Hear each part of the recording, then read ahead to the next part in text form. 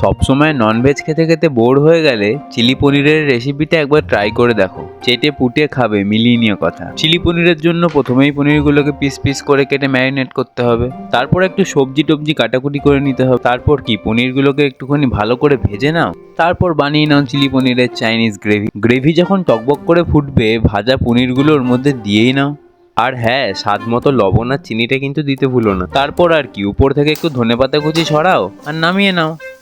সুন্দর করে প্লেটিং করে রুমালি রুটির সাথে খাও কিংবা ফ্রাইড রাইসের সাথে খাও, সেটা তোমাদের ইচ্ছা, কিন্তু সাবস্ক্রাইবটা অবশ্যই করে যাও।